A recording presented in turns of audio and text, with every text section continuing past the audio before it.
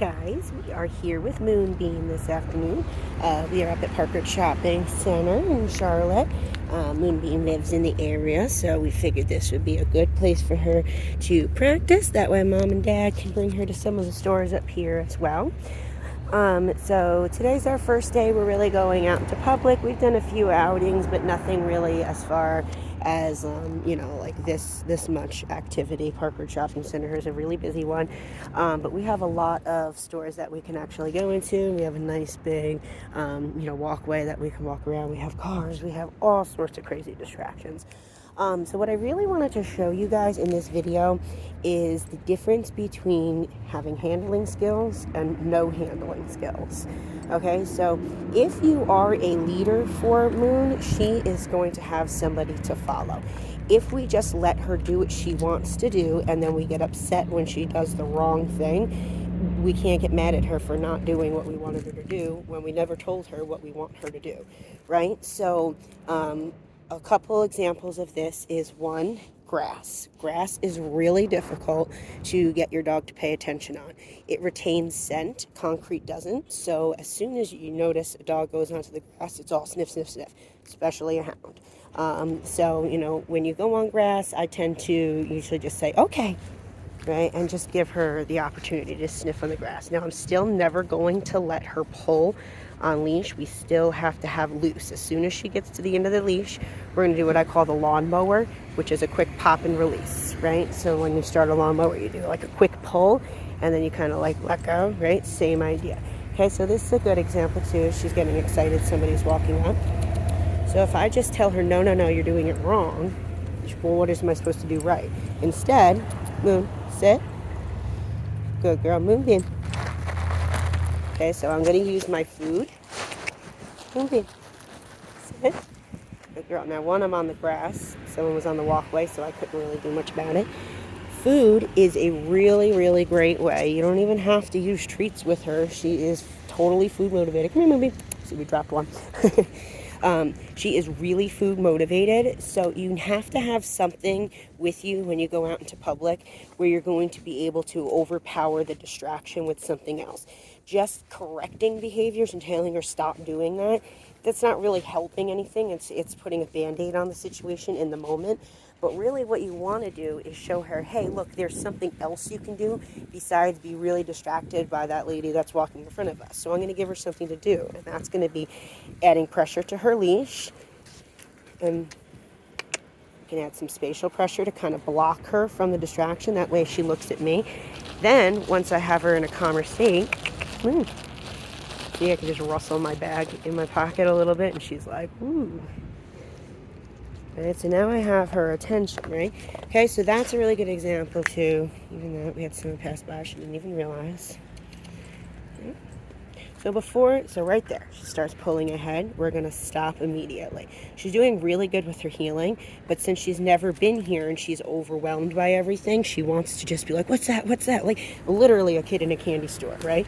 So we have to be the ones to show her that there's other ways to do it, and you can be calm.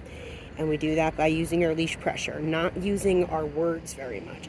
The only words you've heard me say are the ones that I'm talking to you. Besides that, all I've said is her name, right? Moonbeam. Good girl. Heel. Okay, so when we start moving, see, as soon as she gets ahead of me, if I turn, she gets a pop, right? So I don't even really have to do much. Watch. I turn. If I just hold my leash right where it is, I can pop and release. Alright, so right now, pop and release. Watch the difference between a pull and a pop. Watch how ineffective a pull is. Okay, that's a pull. Watch a pop. Right? Just she turns, right? We're not trying to pull her around a turn. We're trying to get her to say, hey, pay attention. That's what you do with the pop. So pressure doesn't mean anything if pressure doesn't go away. And that's what we do when we pull. Okay, so we're constant. Sorry, my leash is tingling. That's what we're doing when we're pulling. It's constant pressure to just get them where you want them to be. That's not what we want to do. If we want our dog focusing on us as a handler, we can't rely on our leash to do all of the work for us. We have to learn how to use the leash as a tool to get our dogs to focus on us as a handler. Heel. Okay, so no leash pressure, but watch. Just a pop to say watch, see? And then she turned with me. I didn't have to pull her around that turn.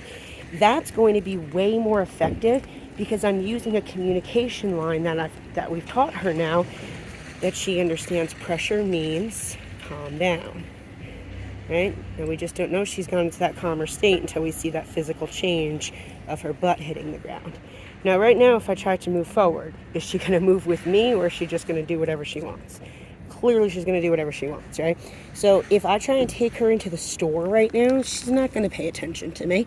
So what you want to do is you want to take the first 5 or 10 minutes and work in the parking lot. We've only been here maybe a minute or two before I started recording. I wanted to show you a true, when we first get here, how she reacts. So, make sure if you can get her to work with you in the parking lot, then you can start making it more challenging by going in the store.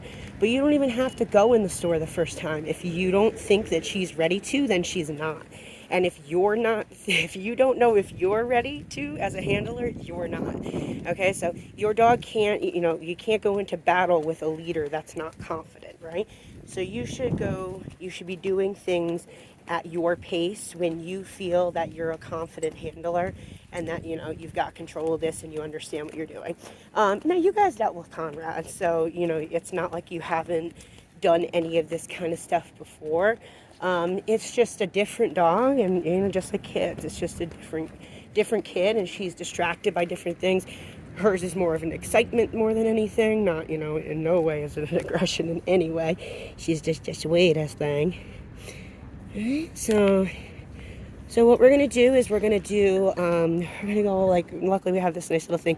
I'm going to do a lot of zigzag patterns. I'm going to do some sit stays with her and just kind of make it so I can get her to watch me.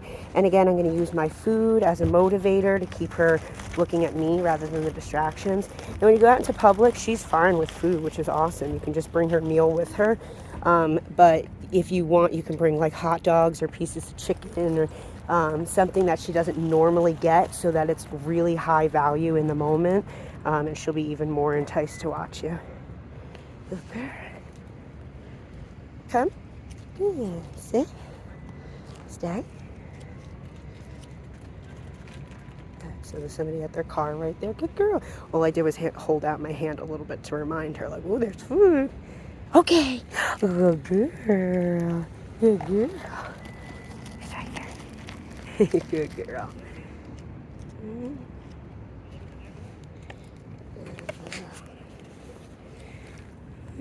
Adjust her leash. Moonbeam, heel. Okay, so really loose. And we just want, now if you tense up and you wrap around her hand like this, that's what I used to do too, is, you go like this and you wrap it around your hand. You don't want to do that. You have to be, it should just sit on your fingertips. And you should just be able to do these nice little oops. Okay, so if you want to learn to loose leash heel, you have to learn how to have a loose leash.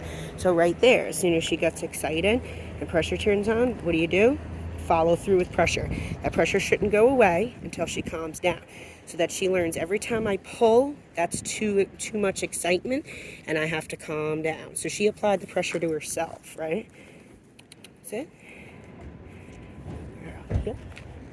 Now the only reason I said sit was because we were behind somebody's car and he was backing up. But normally I wouldn't say sit in that situation. We just need to get it over with quick. Moonbeam. Good. So right now she's totally out of a heel, right? But I'm not going to clam up on my leash. It's still at the end of my fingertips, and we're in a busy situation. So right now, even just that tiny bit of pressure, that means something. Moonbeam. Okay, so we just follow through.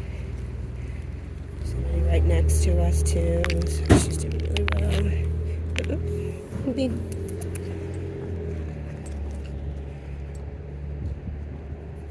Okay, so notice sit. Notice we're not doing sit stays right now. Now if I'm going to say sit, it's because we're doing a sit stay. Okay. So nice and loose right there. Now she's ahead of me. I can give her a little pop. If she doesn't listen to more than 2 or 3 pops, now remember, we're not going to try and go around grass or any of that kind of stuff, because she's going to immediately sniff. I'm just giving her the moment because she hasn't pottied yet, so just in case she needs to potty. right? But learning to kind of just be here and look around without pressure. So right there, she's already starting to pick up. She gets to the end of the leash. I don't even have to do anything. She gives herself a little pop and backs up because she really understands what pressure means now, right? So if we do this solid tension and you walk with it, look, you're showing her that's okay, right? Or you can just go like this. She's a teeny dog. I can literally do this with my pinky. You know, you don't need a lot of force. That was done with my pinky. So, right, that's all you need. A pinky's worth of pressure just to stay focused. That's it. Yeah. Now, also a good tip is go slow. Okay, so a lot of times people almost like try to catch up with their dog's pace and beat them because we're supposed to be ahead. So it's like, no, I'm ahead. No, I go ahead. And then she speeds up, right? Try this. Try going really slow. And then every time she just gets boop right there, it's a clear when she breaks a heel, right? It makes it easier for you as a handler to teach her where your invisible box is. Right? So slow is harder than going fast. A dog kind of gets in this mindset when we go fast.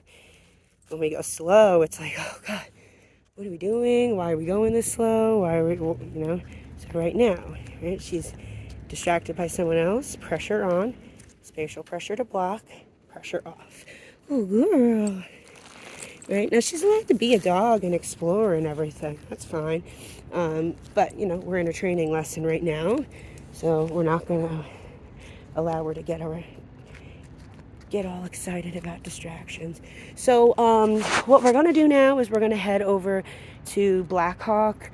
I'm pretty sure she'll be fine heading in. So I'm going to cut this video short here, but I will more than likely take a video for you guys inside Blackhawk as well, at least just to kind of show you how she's doing. So I hope that helps. If you guys have any questions, you know where to find me, and you guys will see Moonbeam before too long. See you later, guys.